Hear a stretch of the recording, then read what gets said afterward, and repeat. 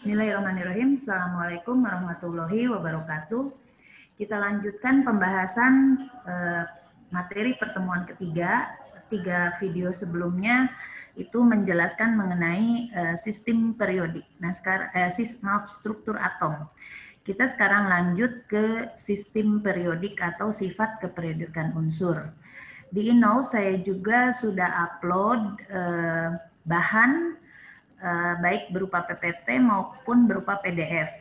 Nah, dalam file yang PDF itu di akhir bab itu bisa Anda lihat ada latihan soal. Nah, latihan soal itu silahkan dikerjakan untuk menguji kepahaman Anda. Untuk menguji kepahaman Anda, karena ini sifatnya latihan soal, maka tidak perlu Anda mengumpulkan tugas tersebut. Dikerjakan saja, kemudian diuji apakah Anda memang sudah paham dengan materi ini. Nanti jika ada hal-hal yang secara spesifik belum dipahami, silakan Anda posting pertanyaan-pertanyaan yang mungkin nanti juga pertanyaan ini tentu tidak selalu harus saya yang menjawab, bisa oleh temannya yang lain. Baiklah, kita lanjut saja dengan PowerPoint yang selanjutnya, yaitu tentang sistem periodik unsur. Nah, berdasarkan konfigurasi elektron, dengan menggunakan konfigurasi elektron berdasarkan orbital, maka dari sekian banyak unsur itu kita bisa golongkan unsur-unsur yang konfigurasi elektronnya berakhir di orbital S, berakhir di orbital P, dan berakhir di orbital D, dan berakhir di orbital F. Berdasarkan orbital itulah, maka sistem periodik ini bisa digolongkan atau bisa diklasifikasikan berdasarkan subtingkat energi. Jadi ada yang blok S, ya blok S ini kalau menggunakan sistem periodik dengan klasifikasi yang biasa itu adalah golongan 1A dan golongan 2A ya. Kemudian blok P ini adalah dari golongan 3A sampai golongan 8A. Penomoran yang modern itu menggunakan sistem penomoran urut. Jadi golongan 1, 2 ya, ini yang diawali kita sebut ini golongan alkali tanah, itu golongan 1.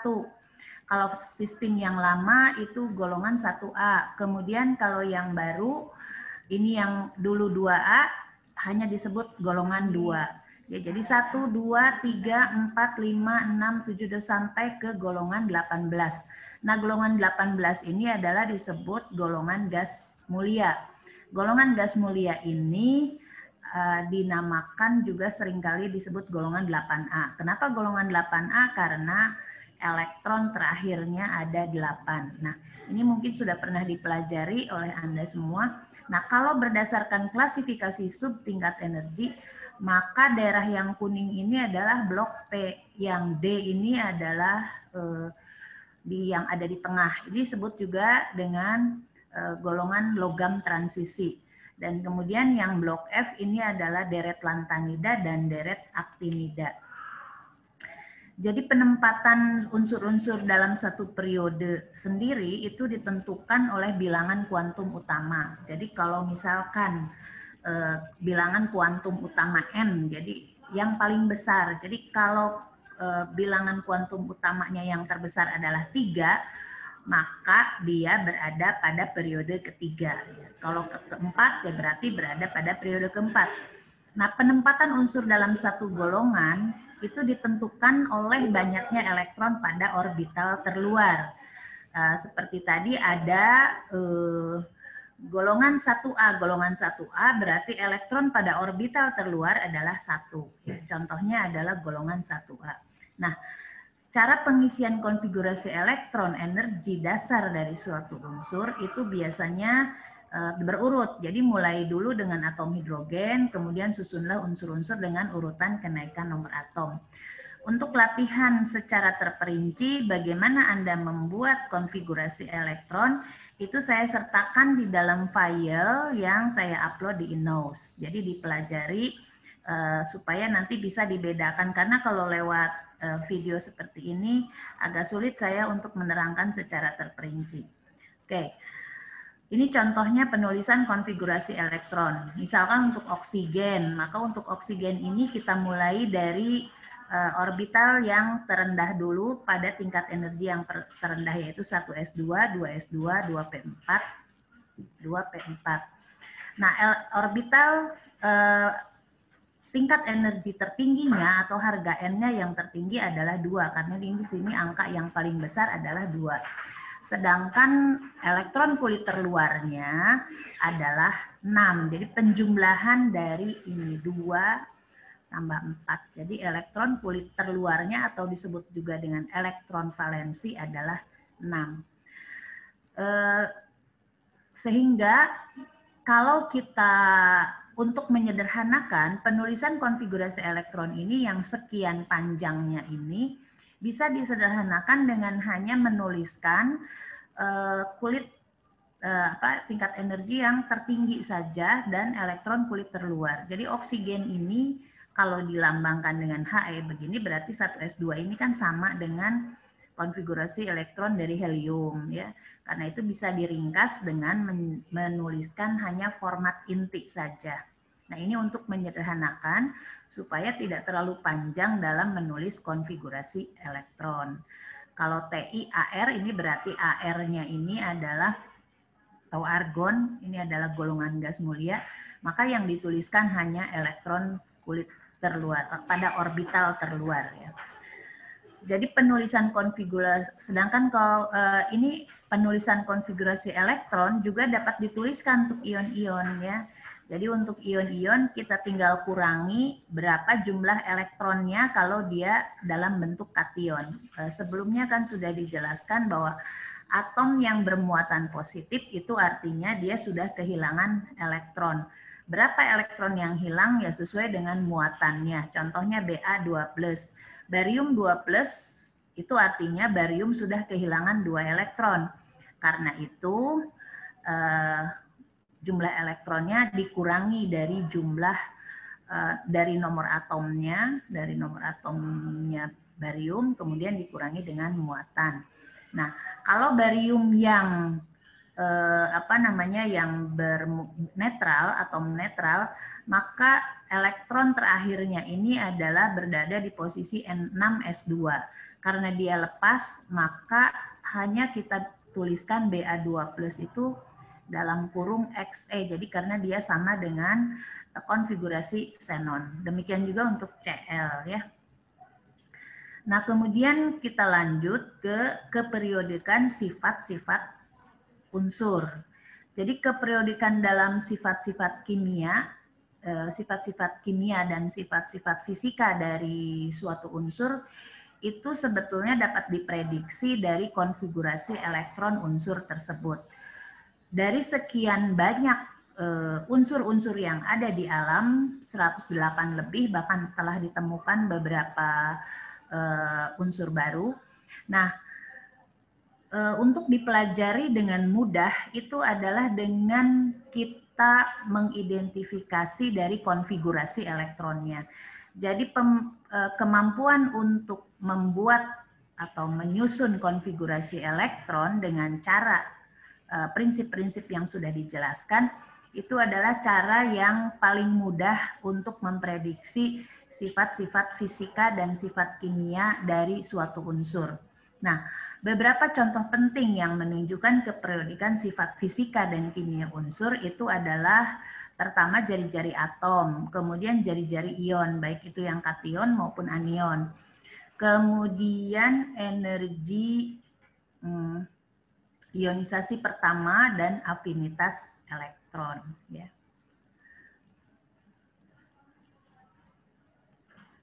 Kita lanjut jari-jari atom. Nah, dalam jari-jari atom ini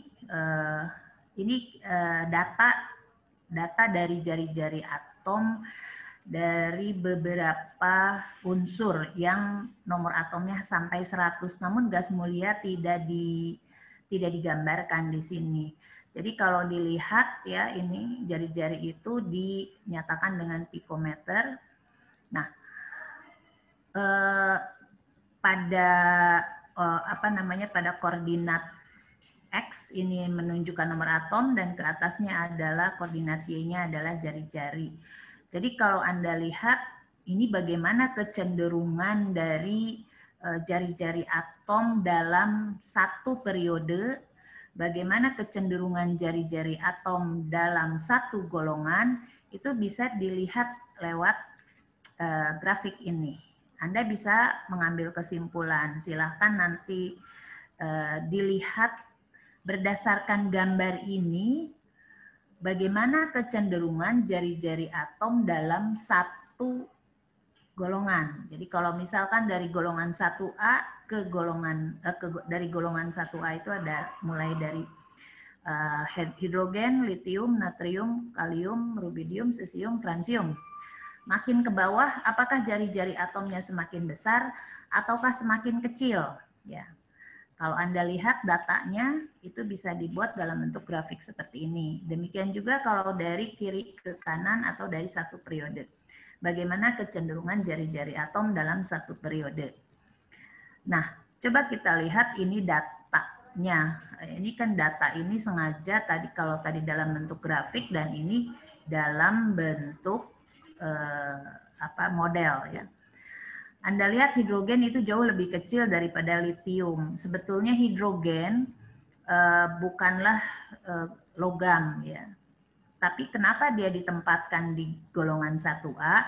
Itu karena kesamaan elektron kulit terluarnya sama-sama 1. Sebetulnya hidrogen ya, ini hidrogen sifat kimianya dan sifat fisiknya ini lebih mendekati ya, sama dengan golongan 7A ya. Jadi seharusnya di sini tempatnya, tetapi karena kalau golongan 7A berakhirnya kan di elektron terakhirnya itu adalah 7 ya, elektron valensinya 7, sementara hidrogen 1. Nah, karena sistem periodik itu berdasarkan prinsip tadi elektron yang dikelompokkan berdasarkan elektron valensi, maka hidrogen ditempatkan di golongan 1A. Kalau kita lihat pada sistem periodik yang baru, itu hidrogen tidak ditempatkan di golongan 1A maupun di golongan 7A, tapi seringkali ditempatkan di tengah-tengah sistem periodik. Jadi kalau dilihat dari sifat fisik, hidrogen itu di alam dalam bentuk gas, ya, sama dengan gas fluor, klor, brom, dan iod. Sedangkan litium, natrium, kalium, rubidium, dan cesium itu adalah berbentuk padat ya, padat karena dia adalah logam. Nah, Anda bisa prediksi di sini bagaimana kecenderungan dari jari-jari atom dalam satu golongan. Ya tinggal dilihat makin ke bawah makin kecil atau makin besar ya. Kemudian makin ke kanan apakah makin besar atau makin mengecil. Yang penting adalah penyebabnya kenapa ya. Jadi kalau jari-jari atom itu semakin besar karena kan semakin bertambahnya kulit yang baru atau tingkat energinya makin bertambah, ditambah elektronnya juga semakin kuat, semakin banyak. Jari-jari atom itu mencerminkan banyaknya elektron lintasan yang ada di dalam atom atau banyaknya tingkat energi. Namun kita lihat bahwa jari-jari atom itu semakin kecil dari kiri ke kanan dalam satu periode. Karena inti atom yang mengandung proton juga makin banyak, ya, sehingga muatan positifnya yang makin besar, sehingga semakin menarik elektron lebih kuat dan ukuran atom mengecil. Nah, terkait dengan jari-jari ion, nah tentu kalau antara atomnya sendiri dengan ion itu akan terjadi perbedaan ukuran. Ketika dia berada dalam atom netral 152 pm, tetapi karena dia sudah melepaskan satu elektron, otomatis dia akan mengecil. Jadi litium ini akan menjadi lebih kecil ukurannya dibandingkan dengan litium Li+ itu lebih kecil dibandingkan dengan Li. Nah sebaliknya kalau yang anion ya, kalau dia dalam bentuk atom netral, maka dia lebih kecil dibandingkan dengan anionnya. Kenapa? Ya karena dia mengambil elektron dari luar. Sehingga perbandingannya kita lihat di fluor ini 71 dengan 133 pm ya. Demikian juga fenomena yang lainnya. Nah, jari-jari ion dengan demikian kation, jari-jari kation akan lebih kecil daripada atom netralnya. Nah, untuk unsur golongan utama, elektron pada kulit terluar terlepas ya. Kemudian ion bermuatan positif juga dapat mengikat elektron yang tersisa lebih kuat ke inti atom sehingga ukuran kation menjadi lebih kecil. Nah, untuk anion, maka anion akan lebih besar daripada atom netralnya. Mengapa demikian?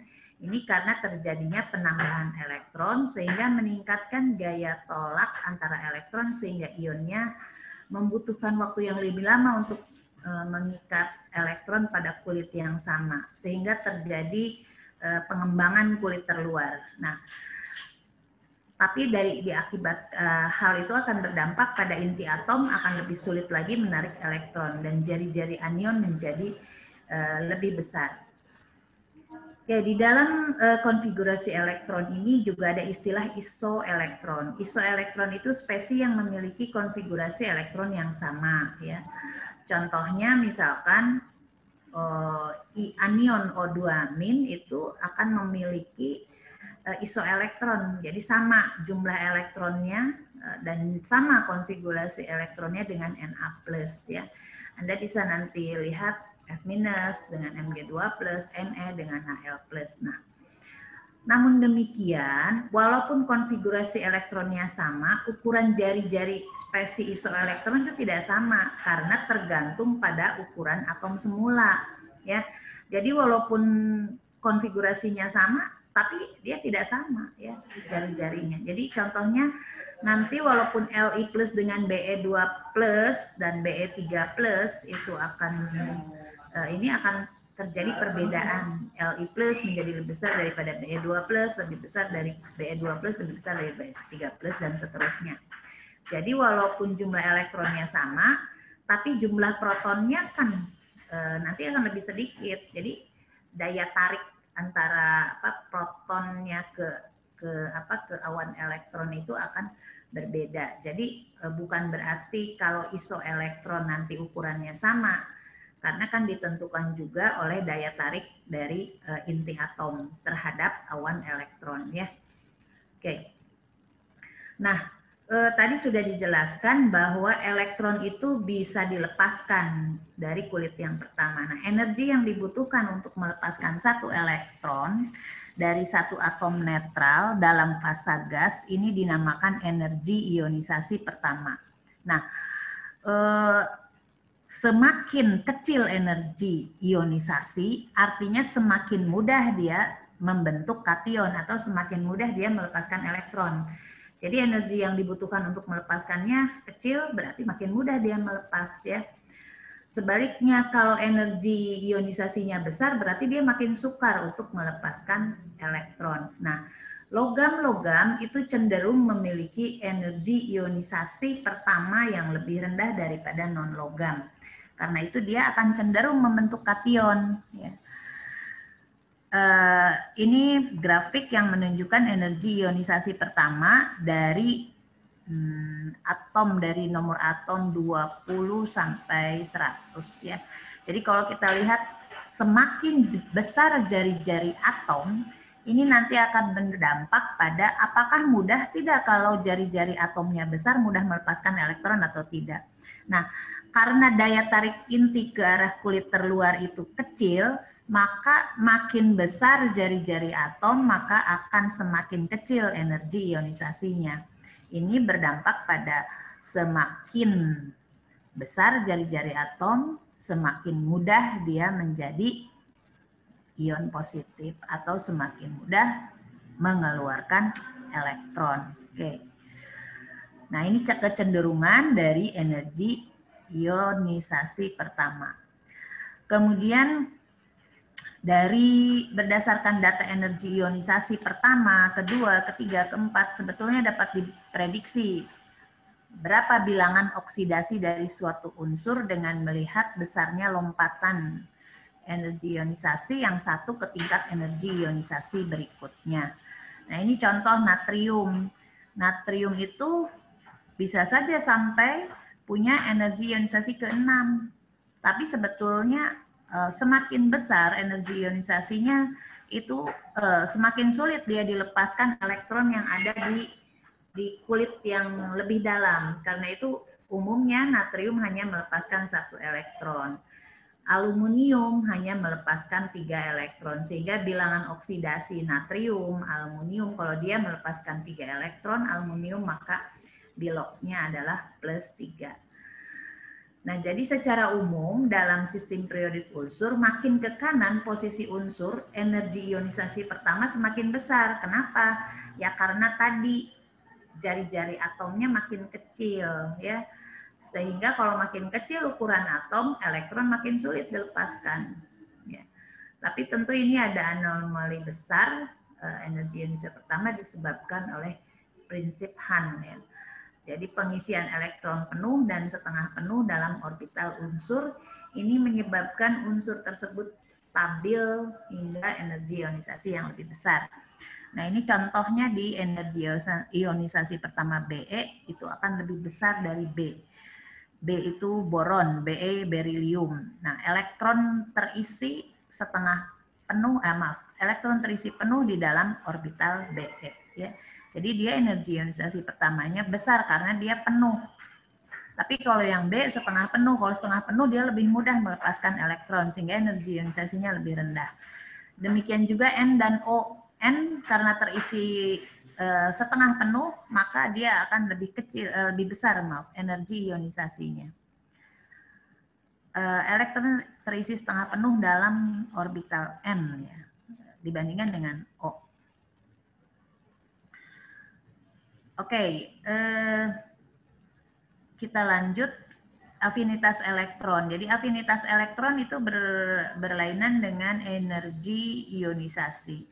Dalam afinitas elektron, suatu ukuran afinitas elektron itu kalau dilihat dari bahasanya, afinitas itu kesukaan atau dia kemampuan untuk menarik elektron. Jadi di dalam sistem periodik itu sebetulnya tidak, fungsi periodiknya tidak beraturan dari nomor atom. Namun umumnya yang unsur-unsur yang berada di sebelah kanan dari sistem periodik itu umumnya mempunyai afinitas elektron yang tinggi. Nah, oke. Jadi afinitas elektron, kalau harga afinitas elektron itu dibuat grafik ya seperti ini ya. Jadi ini nanti bisa dipahami bagaimana kecenderungan keperiodikan sifat dari afinitas elektron ya. Oke, kita lanjut. Tadi saya sudah menjelaskan mengenai cara penomoran golongan. Jadi penomoran golongan itu sebetulnya ada 3 macam ya, yang sama-sama masih digunakan tergantung kesepakatan. Yang pertama adalah metode yang digunakan oleh American Chemical Society, kemudian ada sistem IUPAC yang lama, atau sistem IUPAC yang berlaku saat ini. American Chemical Society atau perkumpulan kimiawan Amerika ini juga mengadopsi sistem yang digunakan IUPAC. IUPAC itu sistem tata nama internasionalnya, jadi singkatan dari International Union Pure and Applied Chemistry. Oke. Nah, sistem penomoran untuk tabel periodik tadi sudah disinggung, jadi ada 3 sistem, ada dengan sistem 1A, 2A, 1, 2, ya 1, 2, ini dengan nomor urut, atau dengan sistem AS, ini warna-warnanya beda-beda, yang merah itu berarti sistem IUPAC yang lama, kemudian yang hitam itu IUPAC dan ACS sekarang, dan yang biru adalah sistem yang ACS ya. Jadi yang digunakan yang mana? Lebih banyak yang digunakan yang pakai warna biru ini. Kita pakai 1A, 2A, 3A, 4A, 5A, 6A, 7A, golongan 0 atau golongan 8A ya. Yang ini golongan 8A. Atau pakai nomor urut 1, 2, 3, 4, 5 sampai 18 ya. Itu tergantung nanti perjanjiannya. Dua-duanya boleh digunakan. Kemudian konfigurasi elektron itu juga membantu memahami perubahan jari-jari atom, energi ionisasi, dan afinitas elektron. Jadi kalau kita tahu kata kuncinya pertama, bagaimana kecenderungan jari-jari atom, maka kita tahu bagaimana kecenderungan energi ionisasi dan juga afinitas elektron. Jadi tidak usah dihafal sih sebetulnya. Anda Anda cukup tahu konfigurasi elektron, kemudian prediksi di mana unsur tersebut letaknya di dalam sistem periodik pada golongan berapa, periode berapa, ya. Kemudian nanti akan bisa terbuka ini kira-kira sifat kimia dan sifat fisiknya seperti apa, ya. Nah, dari jari-jari atom, energi ionisasi dan afinitas elektron itu juga bisa diprediksi kecenderungan kereaktifan. Kereaktifan itu kemudahan untuk bereaksi.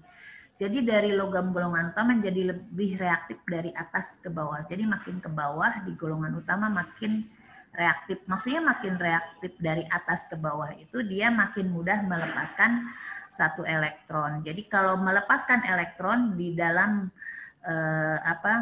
di dalam reaksi itu dikatakan kalau dia melepaskan elektron artinya dia akan naik bilangan oksidasinya. Kalau naik bilangan oksidasinya artinya dia mengalami reaksi oksidasi.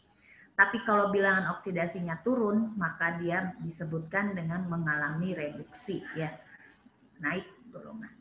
Jadi Fe besi mengalami oksidasi, dia naik menjadi Fe2+, artinya dia mengalami oksidasi.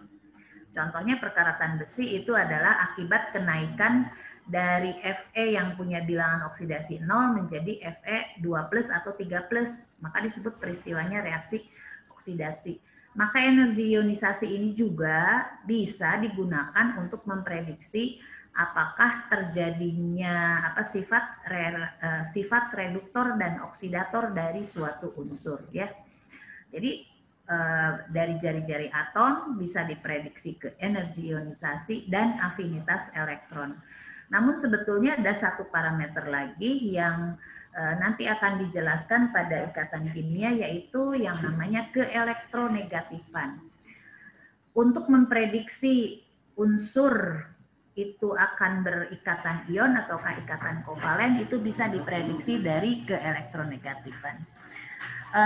Untuk kecenderungan sifat kimia dan sifat fisika dari berdasarkan keperiodikan unsur itu saya jelaskan sampai sini dulu.